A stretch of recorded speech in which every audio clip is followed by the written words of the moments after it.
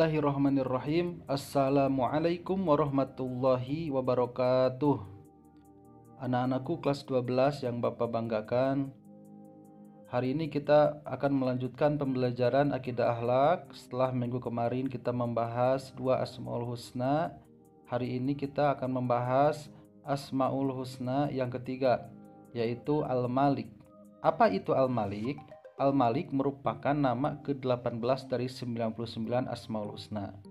Kata Al-Malik secara umum diartikan raja atau penguasa. Kata Al-Malik juga terdiri dari 3 huruf. Pertama mim, kedua lam, dan ketiga kaf. Yang rangkaiannya mengandung arti kekuatan dan kesahihan. Imam Al-Ghazali menjelaskan, arti Al-Malik ialah dia yang tidak butuh pada sesuatu dan dia adalah yang dibutuhkan. Dia adalah penguasa dan pemilik secara mutlak segala hal yang ada. Hasilnya, Al-Malik memiliki kuasa atas pengendalian dan pemeliharaan kekuasaannya. Jadi Al-Malik ini tentu memiliki kuasa penuh mutlak atas sesuatu. Allah memiliki sifat Al-Malik, memiliki kekuasaan. Apapun yang diinginkan tidak membutuhkan orang lain, tetapi Allah dibutuhkan oleh kita semua sebagai hambanya. Dalam Al-Quran kata Al-Malik terulang sebanyak 5 kali, dan 2 diantaranya serangkaiannya dengan kata hak, dalam arti pasti dan sempurna. Dalilnya dalam surat Toha dan surah Al-Mu'minun, ya. Kita lihat di sini ayatnya. Kemudian kita lanjutkan kepada teladan. Teladan dari nama baik Al-Malik. Apa teladan yang bisa kita ambil dari sifat Asmaul Husna ini? Pertama, meyakini bahwa Allah Maha menguasai segala kekuasaan. Ini sangat penting bagi kita sebagai umat manusia atau hamba Allah, harus meyakini dengan sepenuh hati bahwa yang menguasai segala apapun yang ada di bumi ini adalah Allah Subhanahu wa Ta'ala. Tidak ada kekuasaan yang mutlak dari makhluknya, meskipun itu raja ataupun presiden. Keduanya hanya diberikan tugas untuk mengatur dan mengelola kekuasaan Allah secara temporer. Dalam Al-Quran dijelaskan dalam surat Toha 114, kekuasaan Allah itu tidak terbatas adanya. Salah satu dari kekuasaannya ialah bumi dan langit dengan segala hal yang menyertai segala sesuatu yang kasat mata ataupun gaib. Dalam surat Al-Zuhruf juga dijelaskan, kemudian surat Yasin ayat 83 dijelaskan, Fasubhanallazi biyadihi malakutu kulli syai'in wa ilaihi turja'un. Maha suci Allah yang di tangannya kekuasaan atas segala sesuatu dan kepadanya kamu akan dikembalikan. Yang kedua, teladan yang bisa kita ambil dari sifat Al-Malik itu meminta izin kepada pemilik barang dan bertanggung jawab.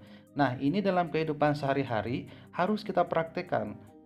Apalagi dalam hal meminjam barang. Ya.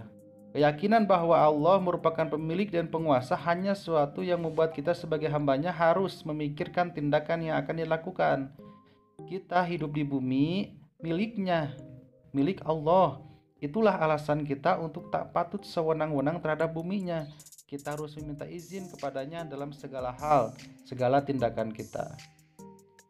Selain meminta izin kepada Allah, manusia dimintai pertanggungjawaban atas hal yang mereka lakukan. Lebih-lebih kepada orang-orang yang dianugerahi kerajaannya atau kelebihan di dunia.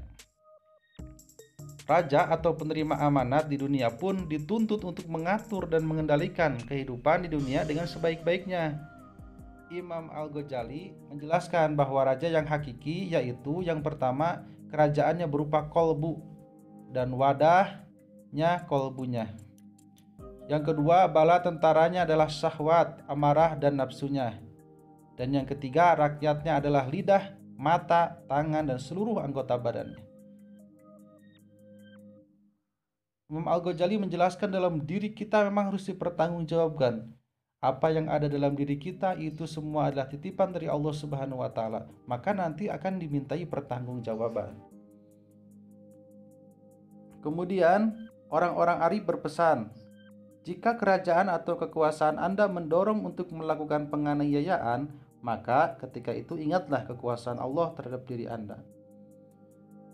Sangat penting bagi kita untuk meneladani sifat Al-Malik ini, sehingga kita tidak sombong, tidak takabur, kita meyakini bahwa semua hanya titipan dari Allah Subhanahu wa Ta'ala. Yang keempat adalah Asmaul Husna Al-Hasib. Al-Hasib artinya Maha mencukupi dan Maha pembuat perhitungan. Nama Al-Hasib merupakan nama ke-41 dari 99 Asmaul Husna. Dan Al-Hasib berakar kata dari ha dan sin serta ba yang memiliki arti menghitung dan mencukupkan. Imam Al-Ghazali menjelaskan bahwa Al-Hasib merupakan Dia yang mencukupi siapa yang mengandalkan. Sifat ini tidak disandang kecuali Allah Subhanahu wa Ta'ala, karena Allah lah yang dapat mencukupi yang diandalkan oleh semua makhluk. Al-Hasib ini kita harus meyakini sifat dari Al-Hasib ini. Dalam Al-Quran kata Al-Hasib dapat ditemukan ada 4 ayat, rincian 3 ayat merujuk kepada Allah, sedang 1 ayat merujuk kepada manusia. Dalilnya terdapat dalam surat An-Nisa ayat 6, kemudian An-Nisa 86, serta Al-Isra ayat 14.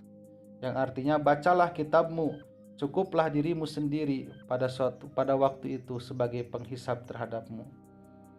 Teladan apa yang bisa kita ambil dari sifat Al-Hasib? Yang pertama, meyakini bahwa Allah yang memberi kecukupan dan membuat perhitungan. Ingat bahwa hanya Allah lah yang selalu mencukupi kehidupan kita.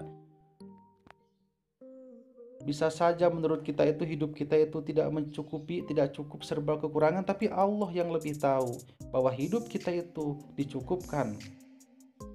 Maka kita harus selalu berhusnuzon kepada Allah Subhanahu wa Ta'ala.